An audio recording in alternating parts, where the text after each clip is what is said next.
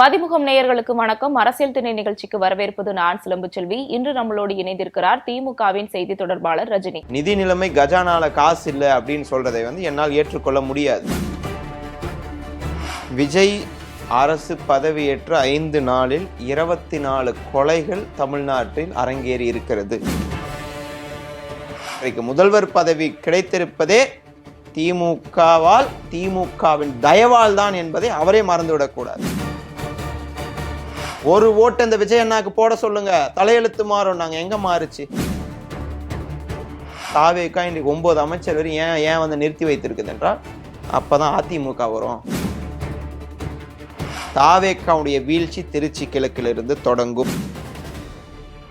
திராவிட முன்னேற்ற கழகத்தின் தலைவராக இருந்த முத்துவேல் கருணாநிதி ஸ்டாலின் அவர்கள் உருவாக்கி எண்ணற்ற திட்டங்கள் இருக்கும் வரை இந்த தமிழ்நாட்டில் முத்துவேல் கருணாநிதி ஸ்டாலின் தான் ஆள்கிறார். டயா பூஸ்டர் சுகரை கண்ட்ரோல் பண்ணும், உங்க ஆரோக்கியத்தை மீட்டு தரும். சர்க்கரையை கட்டுப்படுத்துறதுக்கான எளிமையான வழிமுறை, இயற்கையான வழிமுறை. அனைத்து மருந்து கடைகளிலும் கிடைக்கும்.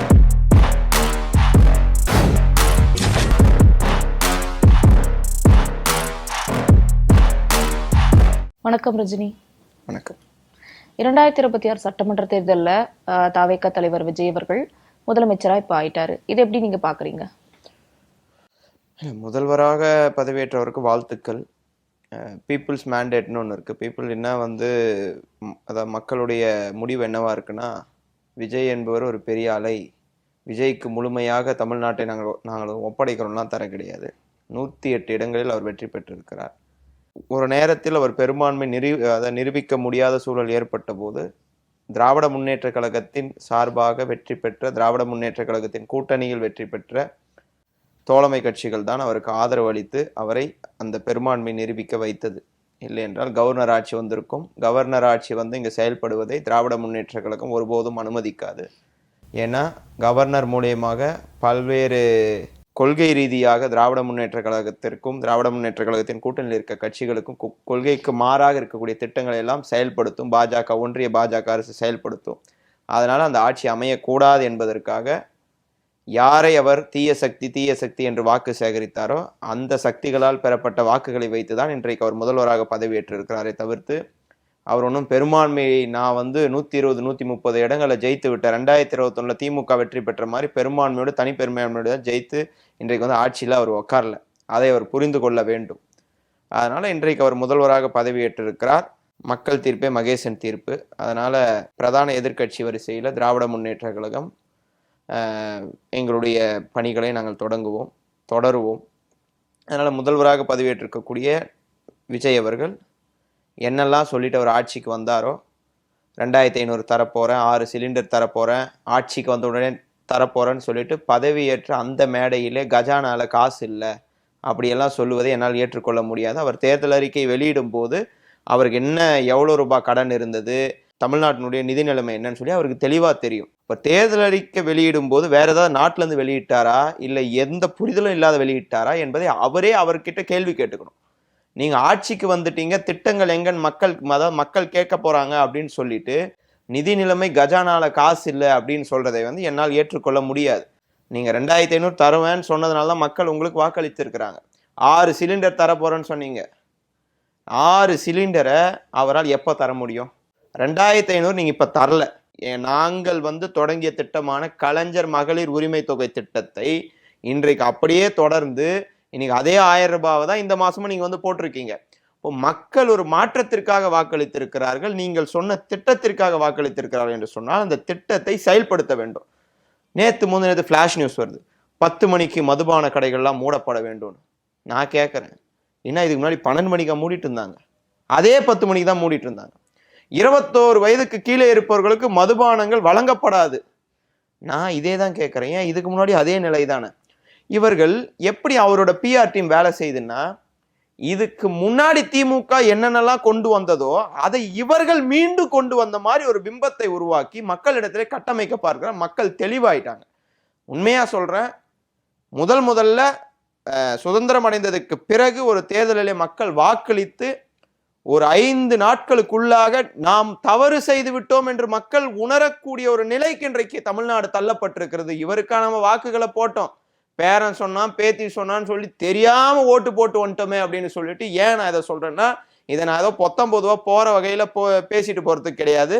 இப்போ நீங்க பேசுறதுல இருந்து ஒரு கேள்வி கூட எழுது. சமீபமா என்னன்னா, அதாவது தாவேக்கா ஆட்சியை பிடிக்கிறதுக்கு முன்னாடி என்ன சொன்னாங்கன்னா, மாற்றம்னு சொல்லி தான் வந்தாங்க.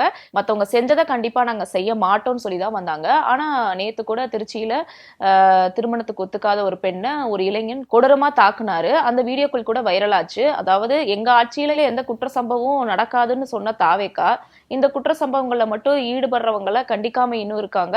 அதை இன்னும் கண்டுக்காம கூட இருக்காங்க. இது எப்படி பாக்குறீங்க? விஜய் அரசு பதவியேற்ற 5 நாளில் 24 கொலைகள் தமிழ்நாட்டில் அரங்கேறி இருக்கிறது. அதுல 12 கொலைகள் போதையினால் ஏற்பட்டு இருக்கிறது. ஆட்சிக்கு வந்த 5 நாள்ல 24 கொலைகள். இது சாதாரண கிடையாது. நீங்க வந்த 5 நாட்கள் ஆவரேஜா எடுத்தீங்கன்னா கூட ஒரு நாளைக்கு நீங்க எடுத்து பார்த்தீங்கன்னா 4 கொலை நடக்குது. அப்போ உங்க அரசாங்கம் என்ன தூங்கிட்டு இருக்கா? உங்களுடைய சட்டம் ஒழுங்கை சீர் செய்வேன், ஒரே பெண்களுக்கு பாதுகாப்பில்லை, பெண்களுக்கு பாதுகாப்பு திராவிட மாடல் அரசில இல்லை, திமுக அரசில இல்லை என்று சொல்லிவிட்டு ஆட்சிக்கு வந்த விஜய் அவர்கள் இன்றைக்கு சந்தி சிரிக்கிறது சட்டம் ஒழுங்கு. சட்டம் ஒழுங்கு அது ஒரு பக்கம் வச்சுங்க, அது மக்களால சட்டம் ஒழுங்கு சீர்கெடுது. நீங்க சட்டமன்ற உறுப்பினராக ஓட்டு போட்டு தேர்ந்தெடுத்திருக்காங்க பாருங்க சட்டமன்ற உறுப்பினர்கள், அவர்களாலே சட்டம் ஒழுங்கு சீர்கெடுது. பெரும்பான்மையை நிரூபிக்கவில்லை. 108 இடங்களை கைப்பற்றி இருக்குது விஜய் அவருடைய கட்சி. சட்டமன்ற உறுப்பினராக தேர்ந்தெடுக்கப்பட்டிருக்கிற ராயபுரம் சட்டமன்ற உறுப்பினர் தாமு பட்டாக்கத்தியில கேக் வெட்டுறாரு. பட்டாக்கத்தியில கேக் வெட்டுவது என்பது குற்றச்செயல் என்று யார் அந்த மாதிரி செய்தாலும் காவல்துறை உடனடியாக கைது செய்வது வருகிறது. ஒரு ஆளுங்கட்சியினுடைய சட்டமன்ற உறுப்பினர் பட்டாக்கத்தியில கேக் வெட்டுறாரு. இன்னொருத்தர் தஞ்சாவூர்ல ஏதோ ஒரு பாட்டு எல்லாம் போட்டு இவ்வளவு பெரிய மது பாட்டில வச்சு டான்ஸ் ஆடுறாரு. டான்ஸ் ஆடி அந்த வீடியோ எல்லாம் வந்துச்சு. அவர் பேர் விஜய சரவணன். அந்த கட்சியில் இருக்கக்கூடிய சட்டமன்ற உறுப்பினர்களை இது போன்ற சட்டம் ஒழுங்கை சீர்கட்டக்கூடிய ஒரு வகையில இன்றைக்கு செயல்படுத்தி கொண்டிருக்கிறார்கள் என்று சொன்னால் இவர்கள் எப்படி நாட்டை திருத்துவார்கள் என்ற ஒரு பெரிய சந்தேகம் ஆட்சிக்கு வந்த 10 நாள்ல எழுது. ஒரு சாதாரண ஒரு கடைக்கோடியில் இருக்கக்கூடிய இந்த தமிழ்நாட்டில் வாழ்கிற ஒரு குடிமகனாக கேட்கிறேன், விஜய் அவர்கள் இன்று வரை, இன்னும் சொல்ல போனால் அவர் ராஜினாமா செய்த திருச்சி கிழக்கு தொகுதி மக்களுக்கு கூட ஒரு நன்றி கூட சொல்லாத, நன்றி உணர்வை மக்கள் மீது ஒரு சின்ன ஒரு நன்றி உணர்வு கூட இல்லாத, அந்த மக்களுக்கு நன்றி கூட சொல்லாத இன்றைக்கு அந்த தொகுதியை ராஜினாமா செய்திருக்கிறார் என்று சொன்னால் நீங்க திருச்சி கிழக்குக்கு நன்றி சொல்ல அது எடுத்துக்கலாம். பெரம்பூர் தொகுதியில நீங்க ஜெயித்து இன்னைக்கு உங்களை முதல்வர் நாற்காலியில அமர வைத்திருக்குது பெரம்பூர் தொகுதி தான். அந்த பெரம்பூர் தொகுதிக்கு நீங்க நேரடியா போல, நீங்க இதுக்கு முன்னாடி காணொலியா போடுவீங்க பார்த்தியா, அந்த காணொலியாவது பெரம்பூர் தொகுதி மக்களுக்கு நன்றி என்ற ஒரு வார்த்தையும் இல்லை. ஆனால் தன்னை அந்த மக்கள் கைவிட்டாலும் 3 முறை என்னை சட்டமன்ற உறுப்பினராக தேர்ந்தெடுத்து சட்டமன்றத்திற்கு அனுப்பி வைத்திருக்கிறார்கள். 2011, 2016, 2021 என்று 3 முறை கொளத்தூர் தொகுதி மக்கள் என்னை தேர்ந்தெடுத்திருக்கிறார்கள். ஆனால் இப்போது என்னை நான் தோல்வியை தழுவி இருக்கிறேன். தோல்வியை தழுவினாலும் சரி, தோல்வி அடைந்த அடுத்த நாளே கொளத்தூருக்கு சென்று அந்த மக்களை சந்தித்து 3 முறை எனக்கு வாய்ப்பு அளித்தீர்கள், 4வது முறை தோல்வி அடைந்திருக்கிறேன், அதற்கு நன்றி என்று ஒரு தலைவன் சொல்லிவிட்டு வந்திருக்கிறார் என்று சொன்னால் தலைவனுக்குரிய அழகு என்ன என்றால் இதுதான். தோல்வி அடைந்தாலும் மக்களை சந்தித்து அதற்கு நன்றி சொல்லுகிற ஒரு இயக்கம் திராவிட முன்னேற்ற கழகம். மாண்புமிகு முதல்வர் விஜய் அவர்கள் ஒரு நன்றி கடனாவது அந்த மக்களுக்கு செலுத்தி இருப்பாரே. ஆனால் இன்று வரையில் நேரடியா சென்றோ காணொலி வாயிலாக ஒரு நன்றி கூட சொல்லல. இப்படிப்பட்ட ஒரு முதல்வரை மக்கள் பார்த்து கொண்டுதான் இருக்கிறார்கள். நாம் தவறு செய்து விட்டோம், இனிமேலும் ஒரு நாளும் இந்த தவறை நாம் செய்யக்கூடாது என்று மக்கள் விழிப்படைந்து கொண்டு இருக்கிறார்கள். மாண்புமிகு முதல்வர் விஜய் அவர்கள் அவர் சிறப்பான ஆட்சியை நடத்த வேண்டும். ஆனால் இப்பவே பாக்குறோம் நிறைய குற்ற சம்பவங்கள், அதாவது மாணவர்களுக்கு உள்ளாகவே சண்டை வந்தெல்லாம் ஒரு மாணவன் இறந்து போயிருக்கிறார். இந்த குறிப்பா நீங்க சிங்கப்பெண் அதிரடிப்படைங்கிற ஒரு முக்கியமான செயல் திட்டத்துல கூட கையெழுத்திட்டாரு. அதை இன்னும் செயல்படுத்தாம இருக்கிறாரா இல்ல செயல்படாம இருக்குதா? 1973ஆம் ஆண்டு தலைவர் கலைஞருடைய ஆட்சியில முதலாக பெண்களை காவல்துறைக்கு அறிமுகப்படுத்தியது திராவிட முன்னேற்ற கழகம் தான். இந்தியாவிலே முதலாக பெண்களும் காவல்துறையிலே சேரலாம், காவல்துறையிலே பணியாற்றலாம் என்று முதலாக அதை உருவாக்கிய இயக்கம் திராவிட முன்னேற்ற கழகம். 2023ஆம் ஆண்டு இதற்கு பொன்விழா எடுத்த இயக்கம் திராவிட முன்னேற்ற கழகம். எடுத்த முதலமைச்சர் எங்கள் முத்துவேல் கருணாநிதி ஸ்டாலின் அவர்கள். நீங்க ஸ்டிக்கரை பெண்கள் அதிரடிப்படைன்னு மாத்தி ஒட்டலாம். ஆனா இந்த விதை யார் போட்டதுன்னா எங்களுடைய திராவிட முன்னேற்ற கழகம் தான் போட்டது. நீங்க பேரை மாத்திட்டு ஊரை மாத்திட்டு நீங்க நாங்க தான் இதை கொண்டு வந்தோம்னு காட்டலாம். இன்று வரையில் அவர் உருவாக்கி இருக்கிற சிங்கப்பெண் அதிரடிப்படை அவர்கள் மூலியமாக எடுக்கப்பட்ட நடவடிக்கைகள் என்ன? எத்தனை பெண்களை அவங்க ரெஸ்கியூ பண்ணியிருக்காங்க? எத்தனை பெண்களுடைய பாதுகாப்பை அவர்கள் உறுதி செய்திருக்கிறார்கள் என்ற ஒரு அறிக்கையை அவர்களால் சமர்ப்பிக்க முடியுமா? முடியாது. அந்த மாதிரி ஒரு திட்டம் இன்றைக்கு எந்த அளவிலே இருக்கிறது என்பதை அவர் முதல்வருக்கே தெரியாது. அப்போ அது ஸ்கேம்னு சொல்ல இல்ல, ஸ்கேம்னு சொல்லல. நாங்கள் ஏற்கனவே உருவாக்கி வைத்திருக்கிற திட்டங்களை ஸ்டிக்கர் ஒட்டுகிறார்கள். இவர்கள் புதிதாக ஒரு திட்டத்தை உருவாக்கி அதுல இந்த புதுமையான விஷயம்லாம் நாங்க கொண்டு வந்திருக்கோம் இவங்களால சொல்ல முடியாதுன்னு நான் சொல்ல வரேன். இவர்கள் நீங்க எல்லா திட்டமா நீங்க அந்த 10 மணிக்கு மூடுறதா இருக்கட்டும், 21 வயசுக்கு மேல மதுமான இல்லையா இருக்கட்டும், ஆல்ரெடி நடைமுறையில் இருக்கக்கூடிய திட்டங்கள். நீங்க இதுக்கு தமிழ்நாடு அரசு உத்தரவு, தமிழ்நாடு அரசு அவர் டிஃபன் பாக்ஸ்ல எடுத்துன்னு இது தலைமைச் செயலகத்துல சாப்பாடு சாப்பிட்றாரு, இதெல்லாம் பார்ப்பதற்கே வேடிக்கையா இருக்கு. அதே சமயம் அது ஏஐ ஜெனரேட்டர் இமேஜ் அப்படின்னு கூட சொல்றாங்க. முதலமைச்சர் தலைமைச் செயலகத்துல உட்காந்து சாப்பிட்ற மாதிரியான இமேஜ் ஏஐ இமேஜ்னு சொல்றாங்க. இதை கூட பரப்புறாங்களோ? பிரச்சாரத்திற்கு கூட அவரோட சிலையெல்லாம் எடுத்துட்டு பிரச்சாரம் பண்ணாங்க மேம். மக்கள் எது சொன்னாலும் நம்பிடுவாங்க அப்படின்றதுனால ஒரு ஏஐல கூட அவர்களே உருவாக்கி இருக்கலாம் என்பதுதான் என்னுடைய ஒரு பார்வையாக பார்க்கிறேன். ஏன்னா விஜய் அவர்கள் 234 தொகுதிகளுக்கும் செல்லவில்லை. 234 தொகுதிகளில் இருக்கக்கூடிய வேட்பாளர்களுக்கு பிரச்சாரம் செய்யவில்லை. 234 தொகுதிகளில் 3ல் 1 பங்கு வேட்பாளர்கள் கூட அவர் நேரடியாக சென்று பிரச்சாரம் செய்யவில்லை. அந்த நிலையிலே மக்கள் அவருக்கு வாக்களித்திருக்கிறார்கள் என்ற காரணத்தினால் அவர் எப்படி புரிந்து கொள்வாரே? ஆனால் நான் நேர்லலாம் போக வேண்டிய அவசியம் இல்லை. மக்கள் எதுவானாலும் என் பின்னாடி தான் இருக்கிறாங்க அப்படின்ற ஒரு காரணத்தினால் அவர்கள் என்ன சொன்னாலும் மக்கள் நம்பிடுவாங்க. ரூட் மாஃபியான்ற ஒரு சின்ன நிறுவனம், ரூட்டுன்ற நிறுவனம், அதை ஜெகதீஷ் பழனிசாமி என்பவர் நடத்தி வருகிறார். அவர் விஜயோடைய மேனேஜர்.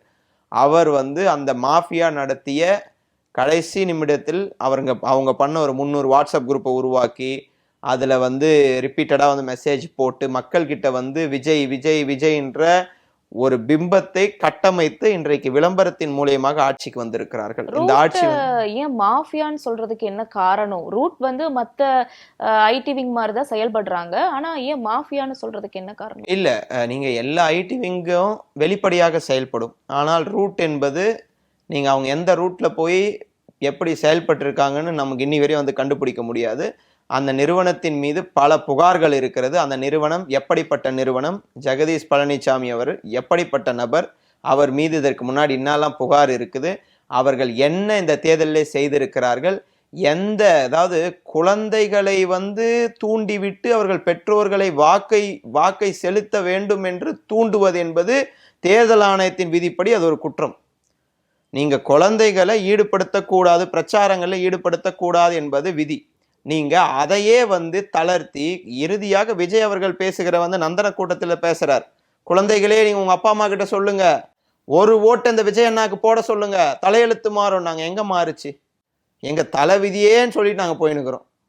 இது இவருடைய ஆட்சியில இன்றைக்கு குற்றங்கள் நடைபெறாத நான் அப்படியே ஜொலிக்கும் தமிழ்நாடுலாம் சொன்னார். நாங்க இன்னைக்கும் சொல்றோம் மேம், திராவிட முன்னேற்ற கழகம், திராவிட மாடல் அரசு கொண்டு வந்த திட்டங்கள் இந்த மண்ணிலே இருக்கும் வரை, திராவிட முன்னேற்ற கழகத்தின் தலைவராக இருந்த முத்துவேல் கருணாநிதி ஸ்டாலின் அவர்கள் உருவாக்கி எண்ணற்ற திட்டங்கள் இருக்கும் வரை இந்த தமிழ்நாட்டில் முத்துவேல் கருணாநிதி ஸ்டாலின் தான் ஆள்கிறார். ஏன்னா அவருடைய திட்டங்களை தான் இன்னைக்கு எக்ஸ்டெண்ட் பண்ணியிருக்காங்க. அவங்க புதுமையாக எந்த திட்டத்தையும் கொண்டு வரல. என்ன திட்டத்தை கொண்டு வந்திருக்காங்க நீங்கள் சொல்லுங்க. ஒரு திட்டத்தை கூட புதுமையாக தொடங்காம நாங்கள் ஆட்சிக்கு வந்தோடனே 5 கையெழுத்து போட்டோம், 5 திட்டங்களுக்கு கையெழுத்து போட்டோம். ஆட்சிக்கு அந்த சேர்ல உட்காந்து அதே அன்னைக்கு நாங்கள் 5 கையெழுத்து போட்டோம். இன்னைக்கு என்ன செஞ்சிருக்கு இந்த அரசாங்கம்? 2500 சொல்லி தாய்மார்களுடைய வாக்குகளை வாங்கினீங்களே, இதே திமுக ஆட்சி அமைந்திருந்தால் எல்லாருடைய அக்கௌண்ட்டுக்கும் 2000 ரூபாய் போய் சேர்ந்திருக்கும். நீங்க 2500 ரூபாய் சொல்லிட்டு இன்று வரையில் அதை எப்போது செயல்படுத்துவோம் என்று கூட சொல்ல முடியாத ஒரு நிலைக்கு இந்த அரசாங்கம் தள்ளப்பட்டிருக்கிறது என்றால், நீங்க எல்லா அரசாங்கத்துக்கும் ஃபர்ஸ்ட் எப்படி, அதாவது அதோட இனிஷியல் ஸ்டேஜ் எப்படி இருக்கோ அதுதான் அந்த throughout the year, throughout the 5 year of tenure period இருக்கும். நீங்க இனிஷியலாவே இவ்வளவு பெரிய தவறு செய்றீங்களே. இன்னைக்கு ராஜ்மோகன் அவர் ஒரு அமைச்சராக பதவியேற்றிருக்கார். அவருடைய கல்வி தகுதியிலே நிறைய விஷயங்கள் மாறுபட்டு இருக்கிறது. அவரு மட்டும் இல்லாம இன்னும் 10 எம்எல்ஏக்களுமே பேச்சுலர் டிகிரி தான் படிச்சிருக்காங்க, ஆனா டாக்டரேட்டுங்கிற அளவுக்கு பட்டத்துல போட்டிருக்காங்க. இது எப்படி பாக்க? இல்ல, அதான் நான் சொல்றேன். போலூர் தொகுதியினுடைய சட்டமன்ற உறுப்பினர், விஐடி சென்னையில் ஒருங்கிணைந்த சாஃப்ட்வேர் இன்ஜினியர், எம்எஸ் படிப்பு மட்டுமே படித்துள்ளார். ஆனால் அவர் எம்பிஏ படித்துள்ளார்னு சொல்லி போட்டிருக்காங்க. அதே மாதிரி நான் சொன்னேன், அதாவது விஜய சரவணன் அந்த பாட்டில் வச்சு ஆடினாருன்னு சொன்னல, அவர் வந்து எஸ்எஸ்எல்சி மட்டும் தான் படிச்சிருக்காரு. ஆனால் அவர் போஸ்டரில் எப்படி போடுறாருன்னா பிபிஏன்னு போடுறாரு. அதே மாதிரி செல்வம், விருதுநகருடைய சட்டமன்ற தொகுதியினுடைய சட்டமன்ற உறுப்பினர் செல்வம் என்னன்னு போடுறாரு, அவர் வந்து டிப்ளமோ தான் படிச்சிருக்காரு. அவர் பெரிய நான் வந்து பட்டயம் பெற்று வந்திருக்கிறேன்னு சொல்லி டாக்டர்னு போட்டுக்கிறாரு. அதே மாதிரி வந்து இங்கே தாம்பரத்தில் அவர் பேர் வந்து சரத்குமார், அவருக்கு போட்ட பேர் கில்லி சரத், அது ஒரு பட்டம் அவருக்கு. அவர் வந்து எம்எம் ஜெயின் காலேஜில் 2012 பிபிஏ படித்திருக்கிறார். ஆனால் எம்பிஏன்னு அவர் போட்டுக்கிறார். அதே மாதிரி அந்த கில்லி சரத்தின் மீது நான் இன்னொரு புகாரையும் சொல்லிடுறேன். நான் தாம்பரம் நேற்றுக்கு போயிட்டு வந்தேன் மேம். தாம்பரம் தொகுதியில் நான் வந்து வலம் வரும்போது எக்கச்சக்கமான பேனர், அதாவது அந்த தொகுதி முழுக்க பேனர், ஒரு கடையை மறைத்தெல்லாம் வைத்திருக்கிறார்கள். திமுக ஆட்சியில் பேனர் வைக்கலையா? பேனர் வச்சோம். எந்த பேனர் வைக்கணும், எந்த கட்சியாக இருக்கட்டும், காவல்துறையிடம் முன் அனுமதி பெற்று இந்த இடத்துல வைக்கலாமா என்று கேட்டு வைக்க வேண்டும். ஆனால் சட்டவிரோதமாக தாம்பரம் தொகுதி முழுக்க இந்த கில்லி சரத் அவருடைய சார்பாக எல்லாரும் வந்து பேனர் வைத்து, அங்கே அந்த தொகுதியே ஃபுல்லாக வந்து பேனராக இருக்கு.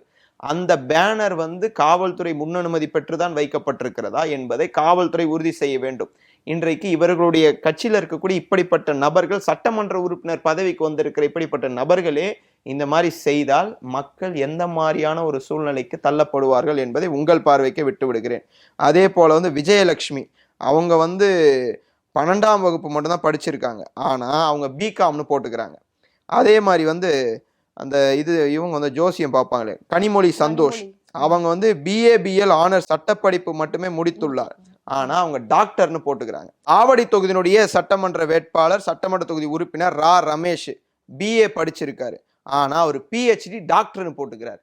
இப்படி தாங்கள் வகிக்கக்கூடிய பட்டங்களிலே இவ்வளவு குளறுபடி என்றால் இவர்களை நம்பி வாக்களித்த மக்களுக்கு இவர்கள் என்ன செய்ய போகிறார்கள்? அவருடைய பட்டத்தை மாற்றி, அவர்களுடைய பட்டமே வந்து பிஹெச்டியே படிக்கல, நான் பிஏ தான் படிச்சிருக்கேன், நான் வந்து டாக்டர் போட்டு பண்ணா. ஆனா ஏதோ ஒண்ணு, எங்க கட்சியில தான் அதிகமா இளைஞர்கள் படிச்ச ஒரு பட்டாளம் இருக்கு, எங்க கிட்ட தான் அதிக எம்எல்ஏக்கள் படிச்சவங்களா இருக்காங்கன்னு தாவேக முத்திர குத்திக்கிறாங்க. அது உண்மைதான் மேம். நான் ஒண்ணு சொல்லுவேன், இது வரையும் வரலாற்றிலே படித்த பட்டத்தை மாற்றி அமைத்த ஒரே கட்சி தாவேக தான். அதுல அவங்க என்னைக்கு முதலிடம் தான் மேம். அதே மாதிரி இன்னைக்கு 108 சட்டமன்ற உறுப்பினர்கள், அதிக குற்ற வழக்கு இருப்பவர்கள் அவங்க தான் மேம். 41 குற்ற வழக்கோ ஏதோ இருக்கு அவங்க மேல. அதுல வந்து 14 குற்ற வழக்குகள் கடுமையான குற்ற வழக்கு, அதுல வந்து 41 பேர் மீது கிரிமினல் அஃபென்ஸ் இருக்கு. அதனால இதுலயும் அவங்க முதலிடம் தான் மேம். இதெல்லாம் உண்மையா தாவேகாவிற்கு வாழ்த்துக்கள். குற்ற வழக்குகளே அதிக குற்ற வழக்குகள் இருக்கக்கூடிய சட்டமன்ற உறுப்பினர்கள் முதலிடம் பிடித்தமைக்கும், தான் வகித்திருக்கக்கூடிய பட்டங்களை மாற்றியமைத்து தன்னுடைய பட்டங்களை உயர்த்தி பிடிப்பதில் முதலிடத்திற்கும் தாவேகாவிற்கு வாழ்த்துக்கள். சிறப்பான மாற்றத்தை சிறப்பான நேரத்திலே தமிழ்நாட்டிற்கு கொண்டு வந்ததற்கு மனமார்ந்த வாழ்த்துக்களை திமுக சார்பாக தெரிவித்துக் கொள்கிறேன். அதே சமயம் ராஜ்மோகனை நீங்க சொன்னீங்க, ராஜ்மோகன் மேல குற்றச்சாட்டு வச்சீங்க. ஆனா அவருக்கு இப்போ பள்ளி கல்வித்துறை கொடுத்திருக்காங்கல்ல, இது எப்படி பாக்குறீங்க? அவர் வந்து மேம் பிஏ ஜேர்னலிசம் மற்றும் பிஸ்னஸ் மேனேஜ்மெண்ட் டிப்ளமோ மற்றும் பயின்றுள்ளார். அதாவது பிஎஸ்சி, அதாவது பிஏ ஜேர்னலிசம் படிச்சிருக்காது, அதுக்கப்புறம் பிஸ்னஸ் மேனேஜ்மெண்ட் டிப்ளமோ படிச்சிருக்காரு. ஆனால் அவர் என்ன பண்ணுறாருன்னா பிடெக் ஐடின்னு போட்டுக்கிறார். இவரை நம்பி சில குழந்தைகள் வந்து இருக்கிறாங்க பார்த்தீங்களா, பள்ளி கல்வித்துறைக்கு கீழே 12ஆம் வகுப்பு வரை பள்ளி கல்வித்துறையில் சேரும். நீங்கள் 12ஆம் வகுப்பு வரை தனக்கு முன்னுதாரணமாக இருக்க வேண்டிய பள்ளி கல்வித்துறை அமைச்சரே அவருடைய பட்டங்களை மாற்றி போட்டிருக்கக்கூடிய சூழல்ல அப்படி வருகிற பள்ளி மாணவர்கள் எப்படி செய்வாங்கன்னா, நம்ம டிகிரி படிக்கலாம் கூட போகுது, நம்ம அமைச்சர் மாதிரி நம்மளும் மாற்றி போட்டுக்கலாம் அப்படின்ற சூழலுக்கு அவர்கள் தள்ளப்படுவார்கள். இதை மாண்புமிகு அமைச்சர் ராஜ்மோகன் அவர்கள் தெளிவுபடுத்த வேணும். தயவு செய்து உங்களுக்கு வந்து அரியர் கூட இருக்குன்னு நிறைய பேர் சொல்கிறாங்க, அந்த அரியர்லாம் கொஞ்சம் சொல்லுங்கள், நான் வந்து இப்படி தான் இருக்கேன், நான் வந்து இவ்வளோ தான் படிச்சிருக்கேன்னு சொல்லி தெளிவுபடுத்துங்க. இந்த மாதிரி எல்லாம் நீங்கள் தாவேகாவுடைய வேட்பாளர் ராஜ்மோகனாக இருந்தால் இந்த ரஜினி கேட்க மாட்டேன், நீங்கள் வந்து இன்னைக்கு எனக்கும் சேர்த்து தான் அமைச்சர், இன்றைக்கு தமிழ்நாட்டினுடைய அமைச்சராக இருக்கிறீர்கள், அதனால் நீங்கள் மக்களுக்கு தெளிவுபடுத்த வேண்டும். நீங்கள் இன்றைக்கு ஒரு மக்கள் பிரதிநிதி. இந்த மாதிரி பித்தலாட்டம் பண்ணி டிகிரியை போடுறது அதெல்லாம் வந்து அந்த வேலையை விட்டுருங்க. நீங்கள் என்ன படிச்சிருக்கீங்களோ அது சொன்னாதான் மக்களுக்கும் மாணவர்களுக்கும் புரியும். நீங்கள் இன்றைக்கு பள்ளிக்கல்வித்துறை அமைச்சராக நீங்கள் பொறுப்பேற்றிருக்கிறீர்கள், அதே மாதிரி திரைத்துறை உங்களிடம் இருக்கிறது. திரைத்துறை உங்களிடம் வந்தவுடன் திரைத்துறையிலிருந்தே சில எதிர்ப்பு குரல்கள் வருகிறது. இவருக்கு என்ன தெரியும் திரைத்துறையை பத்தி, இவர்கிட்ட எதுக்கு இந்த பொறுப்பு ஒப்படைக்கணும்னு சொல்லிட்டு இதுவே அவருக்கு ஒரு எதிர்ப்பு குரலாக தான் நான் பார்க்குறேன். இவருடைய இந்த திரைத்துறைக்கு ஒரு மினிஸ்டரா போட்டிருக்கிற திரைத்துறையில இருப்பவர்களே விரும்பவில்லை என்பதுதான் உண்மை மேம். அதே சமயம் இவர் ஒரு தலித் அமைச்சரா இருக்கிறனாலதான் திமுகவை சார்ந்தவங்களும் எதிர்க்கட்சியை சேர்ந்தவங்களும் விமர்சனம் பண்றாங்க. இந்த இடத்துல வேற ஆளா போட்டிருந்தா இந்த அளவுக்கு விமர்சனம் பண்ண மாட்டாங்கன்னு சொல்றாங்க. இது உண்மைதானா? இல்லை மேம், தலித்துக்களுக்கும் தலித்து சிறுபான்மை மக்களுக்கும் எதிராக செயல்படுகிற இயக்கம் திராவிட முன்னேற்ற கழகம் இல்லை. ஒரு தலித்தை தான் இன்றைக்கு அவர்கள் எழும்பூர் தொகுதியிலே போட்டியிட வைத்து தனி தொகுதியிலே கொடுத்து இன்னைக்கு வெற்றி பெற்று அவரை அமைச்சராக்கியிருக்காங்க. சென்ற அமைச்சரவையிலே கைல்வெளி செல்வராஜ் ஒரு தலித்து தான், மதிவேந்தன் ஒரு தலித்து தான், அண்ணன் CV கணேசனும் ஒரு தலித் தான். 3 தலித் அமைச்சர்களை கொண்டு வந்த ஒரு இயக்கம் திராவிட முன்னேற்ற கழகம். நீங்க தலித்தை பத்தியெல்லாம் திராவிட முன்னேற்ற கழகத்துக்கு பாடம் எடுக்க வேண்டிய அவசியம் யாருக்கும் கிடையாது. இன்னைக்கு அப்படிப்பட்ட ஒரு இது அமைச்சரவையில 3 பேருக்கு இடம் கொடுத்துருக்கோம். இன்னைக்கு எத்தனை பேருக்கு இடம் கொடுத்துருக்கீங்க? ஒருத்தருக்கு கொடுத்துருக்கீங்க. இஸ்லாமியர்கள் எங்க? முதல் பட்டியலில் இஸ்லாமியர்களை இன்றைக்கு ஓரம் கட்டப்பட்டிருக்கிறார்கள். இஸ்லாமியர்கள் ஓட்டு வேணும், ஆனா இஸ்லாமியர்கள் வேணாம் அமைச்சரவையில் என்ற முடிவை இன்றைக்கு விஜய் எடுத்திருக்கிறார். மக்கள் பார்த்து கொண்டுதான் இருக்கிறார்கள். சிறுபான்மையினரை இன்றைக்கு ஒரு கார்னர் பண்ணக்கூடிய வேலையில இன்றைக்கு முதல்வர் விஜய் அவர்கள் இறங்கி இருக்கிறார். அதை நான் வன்மையா கண்டிக்கிறேன். ஒரு அமைச்சரவை என்பது பேலன்ஸ்டாக இருக்கணும். நீங்கள் ஒன் சைடடாக இருக்கக்கூடாது. ஆனால் இன்னைக்கு ஒட்டுமொத்த இஸ்லாமிய சமூகத்திற்கும் ஒரு பேர் அதிர்ச்சியை இன்றைக்கு விஜய் அவர்கள் ஏற்படுத்தி இருக்கிறார். அதை அவர் சரி செய்ய வேண்டும். இஸ்லாமியருக்கு வாய்ப்பு கொடுக்க வேண்டும் அவருடைய அமைச்சரவையில். நீங்கள் அமைச்சரவையில் 10 அமைச்சர் 9 அமைச்சர் போட்டு வெயிட்டிங் பீரியடில் ADMK வருவாங்களான்னு பார்த்துட்டு இருக்காதீங்க. தயவு செய்து உங்களுடைய கட்சியில் இஸ்லாமியர்கள் இருக்கிறாங்க, அவர்களுக்கு ஒரு வாய்ப்பு தாங்க. நீங்க எல்லா நீங்க அமைச்சரவையை தாவேக்கா இன்றைக்கு 9 அமைச்சர் வரை ஏன் நிறுத்தி வைத்திருக்குது என்றால் அப்பதான் அதிமுக வரும். CV சண்முகமும் அண்ணன் வேலுமணி அவர்களும் அப்பதான் இன்னும் கொஞ்சம் ஸ்பீடா வருவாங்க. ராயப்பேட்டை ஆஃபீஸ்ல ஓட ஆரம்பிச்சு அப்பதான் சீக்கிரம் சேர முடியும். இவ்வளவு அமைச்சர் இருக்கு பாத்தீங்களா அப்படின்னாதான். அதுக்காக அவங்க ஹோல்ட் பண்ணியிருக்காங்க. அதனால அதிமுகவை உடைக்கக்கூடிய வேலையில இன்றைக்கு தாவேக்கா தலைவர் விஜய் அவர்கள் ஈடுபட்டு இருக்கிறார். நான் ஒண்ணு சொல்றேன், எங்களுடைய தோழமை கட்சியுடைய துணையோடு இன்றைக்கு ஆட்சியில விட்டீர்கள். உங்க கட்சி எப்படி பலப்படுத்தலான்னு பாருங்க, அதுதான் உண்மை. அதுதான் நீங்க செய்யணும். ஆனால் அதிமுக என்ற கட்சியை உடைக்க வேண்டும் என்ற நோக்கத்துல நீங்க இன்று செயல்படலை. CV சண்முகம் வீட்டுக்கு போறாரு, அதுக்கு முன்னாடி ஒரு சோஃபா உள்ள போகுது. நீங்கள் சந்திக்க வேண்டும் என்றால் அதிமுகவுடைய பொதுச் செயலாளராக இருக்கக்கூடிய எடப்பாடி பழனிசாமி தான் சந்தித்திருக்க வேண்டும். ஏன்னா ஒரு கட்சியினுடைய தலைவர் அவர் தான் பொதுச் செயலாளர். நீங்க அவரை சந்திக்காம CV சண்முகத்தை போய் நீங்க அவருடைய வீட்டில் சந்திக்கிறீங்கன்னா அதான் உங்களுடைய நோக்கம் என்ன? அதிமுக 2ஆ உடைக்கணும். SP வேலுமணி CV சண்முகத்தினுடைய தலைமையில ஒரு அணியை வெளியே கூட்டு தன்னுடைய ஆட்சிக்கு பலம் சேர்க்க வேண்டும் என்று நீங்கள் பார்க்கிறீங்க. அது மிக மிக தவறு. NDAல ஒட்டும் இல்லை உரமும் இல்லை, கொள்கை எதிரியே அவங்க தான் சொல்லிட்டு NDAக்கு விழுந்த வாக்குகள் மூலியமாக தன் பக்கத்தில் கூடுதல் பலத்தை காண்பிக்க துடித்து கொண்டிருக்கிறார் முதல்வர் விஜய். இதுதான் உண்மை. அதே மாதிரி NDAவே எங்களுக்கு வேணாம், பாஜகலாம் உள்ள வந்துடவே கூடாதுன்னு சொல்லிட்டு பாஜகவிற்காக விழுந்த வாக்குகள் மூலியமாக பெற்ற 25 சட்டமன்ற உறுப்பினர்கள் ஆதரவை இன்றைக்கு விஜய் பெற்றிருக்கிறார். அவர் செய்தது வரலாற்று பிழை. உங்களுக்கு ஏன் மக்கள் 108 இடங்களை தந்திருக்காங்கன்னா அந்த 108 இடங்கள்லையும் எங்களுக்கு பாஜக வேண்டாம், திமுக இல்லைங்க, திமுக வேண்டான்னு சொல்லிதான் உங்களுக்கு வாக்களித்திருக்கிறார்கள். அப்ப நீங்க அந்த வாக்களித்த மக்களுக்கு நன்றி கடன் நீங்க எப்படி இருக்கணும்னா, அந்த மக்கள் எதை எதிர்பார்த்து உங்களுக்கு வாக்களித்தார்களோ, யார் வேண்டாம் என்று வாக்களித்தார்களோ அவர்களுடைய ஆதரவை பெற்று இன்றைக்கு நீங்கள் ஒரு கட்சியை பிரிக்கிறீங்கன்னு சொன்னா இதை விட ஒரு கேவலமான விஷயம் எதுவும் கிடையாது. இந்த மாதிரி இன்றைக்கு குதிரை பேரம் உண்மையா நடந்திருக்கிறது. அன்னைக்கு அண்ணன் TT விஜயநகரன் தெளிவா சொன்னார். காமராஜ் அவர்கள் இன்றைக்கு ஏன் அன்னைக்கு அண்ணன் காமராஜ் அவர்கள் இல்லைன்னு சொல்லிட்டு ஆளுநர் மாளிகைக்கு போறாரு, 1 மணி நேரத்துல காமராஜ் வராரு. அன்னைக்கு பேட்டி கொடுத்தாங்க. ஆனால் சட்டமன்றத்துல போய் எத்தனையோ பேரை முதல்வர் விஜய் அவர்கள் பார்த்து கொள்கிறார், என்னையும் அவர் பார்த்து கொள்வார் என்று நான் நம்புகிறேன்னு சொல்லிட்டு காமராஜ் ஜம்ப் அடிச்சிட்டார். ஆனா உண்மையாவே மேம் ஒரு விஷயத்துல தாவேக அரசாங்கத்தை நான் பாராட்டி ஆக வேண்டும். ஏன்னா நான் பாராட்டவும் செய்யணும். நம்ம அவங்கள பத்தி பேசணும், அவங்க நல்லது செஞ்சா நான் பாராட்டவும் செய்யணும். காமராஜர் ஆட்சியை கொண்டு வருவேன்னு விஜய் சொன்னார் மேம். ஆனால் உண்மையா அதை கொண்டு வந்துட்டார். எப்படின்னா டிடிவி தினகரன் அமமுகவிலிருந்து காமராஜை கொண்டு ஆட்சியை இன்றைக்கு நடத்தி கொண்டிருக்கிறார். உள்ளபடியாக நீங்க காமராஜர் ஆட்சி தான் நீங்க நடத்துறீங்க. அதனால் அவர்களுக்கு வாழ்த்துக்கள். தயவு கூர்ந்து சட்டம் ஒழுங்கு பிரச்சனை இன்றைக்கு சந்தி சிரித்து கொண்டிருக்கிறது. விஜய் அவர்கள் இப்போதாவது விழித்து கொள்ள வேண்டும். 6 மணிக்கெல்லாம் வீட்டுக்கு போயிடலாம் அப்படின்னு சொல்லுது. இது இது இது ஒன்றும் ஷூட்டிங் ஸ்பாட்டு கிடையாது. இது இது இது வந்து தமிழ்நாடு. ஒரு மக்களுக்கும் அந்த உரிமை இருக்கிறது உங்களிடம் கேட்பதற்கு. நீங்க தாவேகாவுடைய தலைவராக இருந்தால் எந்த மக்களை வந்து உங்க வீட்டான வந்து நிக்க போறது கிடையாது. என்னுடைய கேள்வி என்னன்னா, நீங்க ஜெயிச்சிட்டீங்க, முதல்வர் அரியன்ல உட்காந்துட்டீங்க. எத்தனை மக்கள் கிட்ட கிரவுண்டுக்கு போய் உங்களுக்கு என்ன பிரச்சனைன்னு சொல்லிட்டு இன்று வரையில் விஜய் அவர்கள் கேட்டிருக்காரா? உங்களுக்கு என்ன தேவை? நான் முதல்வரா வந்து பதவி ஏத்துட்டேன், உங்களுக்கு என்ன தேவைனாவது சொல்லி கேட்டிருக்காரா? எதுவுமே கிடையாது. ஆக இதற்கு பிறகும் நான் இப்படிதான் இருப்பேன், மக்களை நான் சந்திக்க மாட்டேன், நான் ஒரு நடிகராக தான் இப்பயும் செயல்படுவேன் என்று சொன்னால் இன்றைய தேதியை குறித்து வைத்துக் கொள்ளுங்கள், இந்த நேரத்தை குறித்து வைத்துக் கொள்ளுங்கள். அடுத்த தேர்தலில் விஜய் அவர்களுடைய கட்சி ஒரு தொகுதியில் டெபாசிட் கூட வாங்காது. மக்கள் மாற்றத்திற்காக வாக்களித்திருக்கிறார்கள். மாற்றத்திற்காக வாக்களித்த மக்களுக்கு ஏமாற்றத்தை விஜய் தந்தார் என்று சொன்னால் அடுத்த தேர்தலிலே அவர் எந்த தொகுதியிலே போட்டியிட்டாலும் விஜய் அவர்கள் டெபாசிட் பெறுவது கஷ்டம்.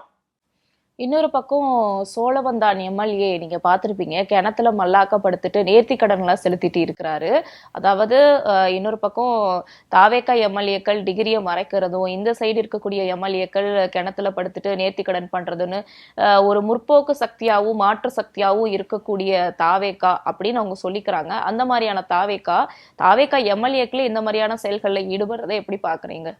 சோழவந்தான் எம்எல்ஏ நானும் பார்த்தா அவர் தற்காலிக சபாநாயகராகவும் இருந்தார்.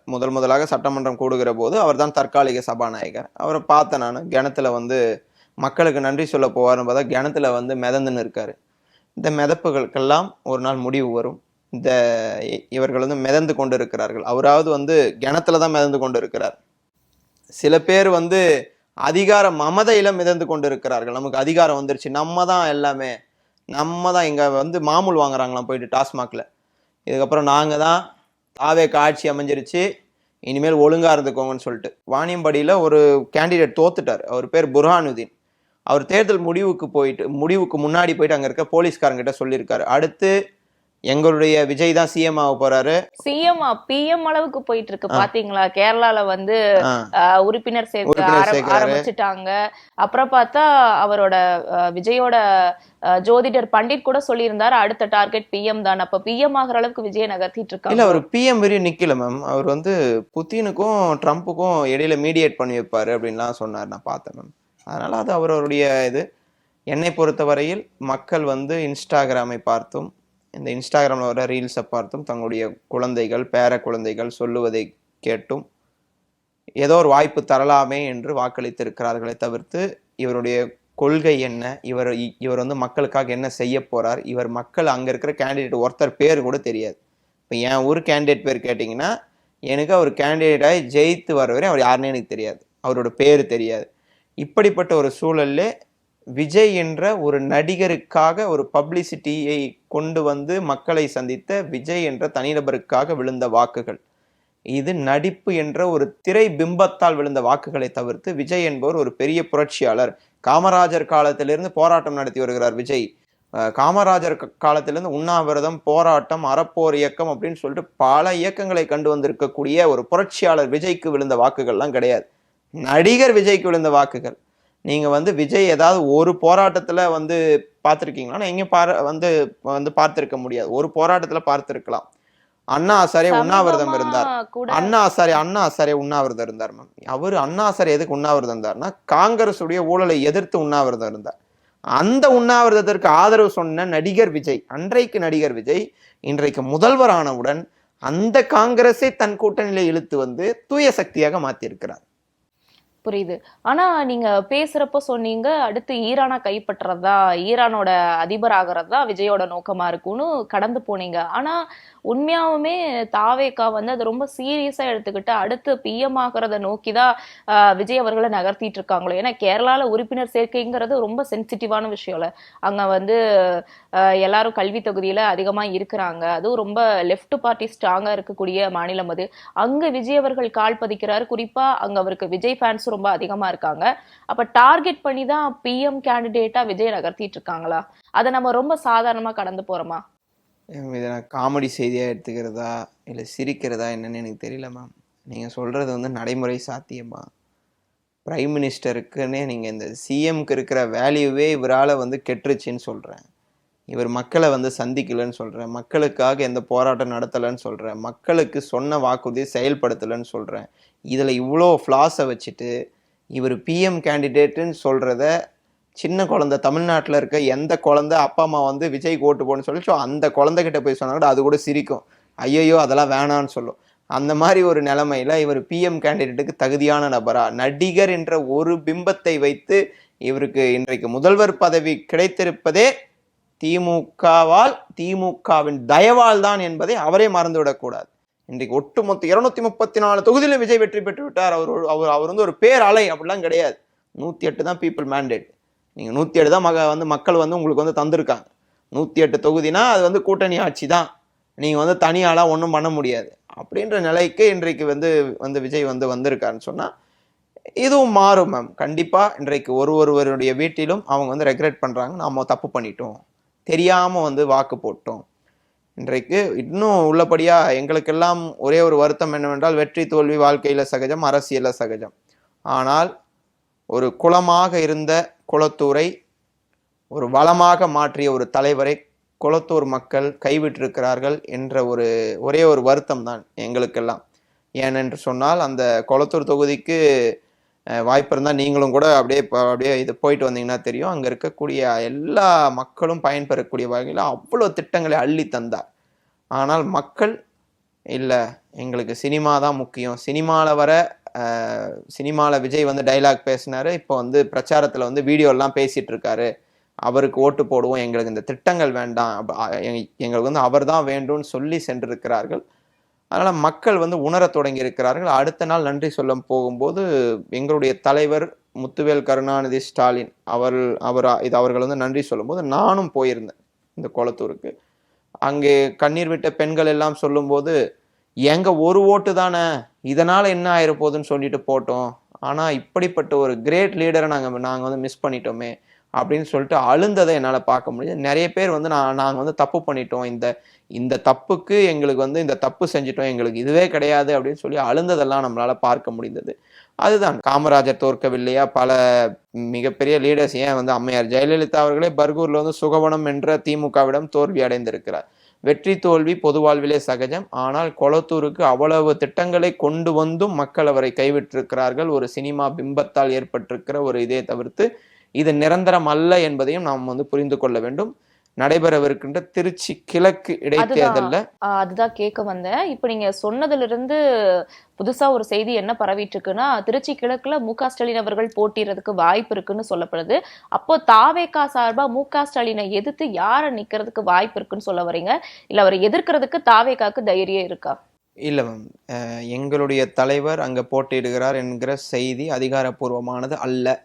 இன்னும் எங்களுடைய கூட்டம் கூட்டி எங்களுடைய பொதுச் செயலாளர், துணை பொதுச் செயலாளர், எங்களுடைய மாவட்ட செயலாளர் எல்லாம் கலந்து ஆலோசித்து தான் அடுத்து திருச்சி கிழக்கு இடைத்தேர்தல் தேதி அறிவிக்கப்பட்ட பின் தான் அது முடிவு செய்வோம்.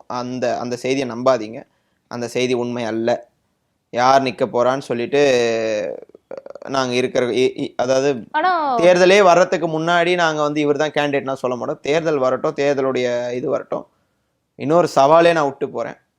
முதல்வர் எங்களுடைய தலைவர் தளபதி நிற்கிறாரா இல்லையான்றது தலைமை பார்த்து கொள்ளும். யாரை ஒரு கடைக்கோடியில் இருக்கக்கூடிய தொண்டன் நின்றாலும் சரி, தாவேக்காவுடைய வீழ்ச்சி திருச்சி கிழக்கிலிருந்து தொடங்கும். நான் ஏற்கனவே சொல்லிட்டேன், அந்த தொகுதி மக்கள் வாக்களித்து அவ்வளோ வாக்கு வித்தியாசத்தில் இவர் வந்து ஜெயிக்க வைக்கிறாங்க. ஒரு நன்றி சொல்லி ஒரு நன்றி கட்ட நபராக முதல்வர்கள் வந்து இன்றைக்கு வந்து சீர்கெட்டு போயிருக்கிறார்.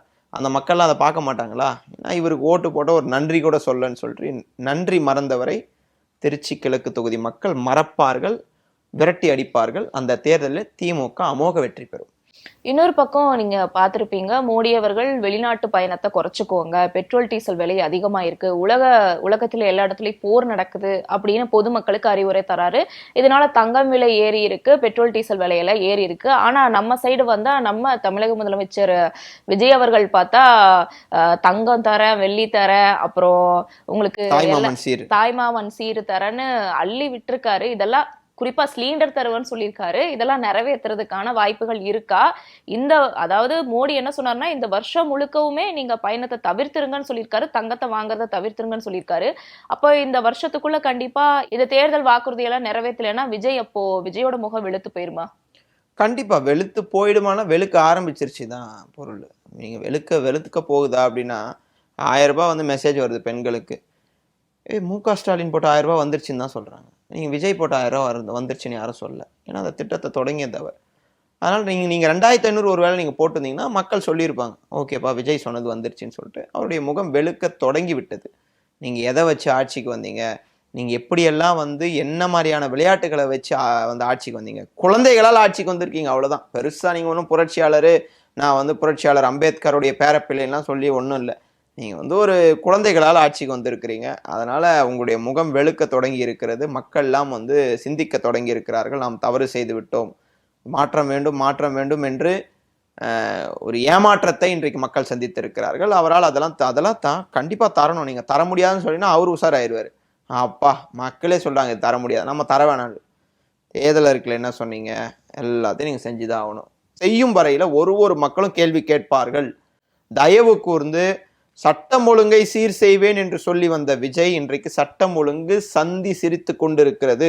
இன்றைக்கு பெண்கள் பாதுகாப்பை விஜய் அவர்கள் உறுதி செய்ய வேண்டும். சட்டம் ஒழுங்கை சீர்படுத்த வேண்டும். நீங்க காவல்துறையெல்லாம் எட்டுன்னு வந்துட்டு ஒரு ஆய்வு போட்டாலாம் சரியா போயிடுமா?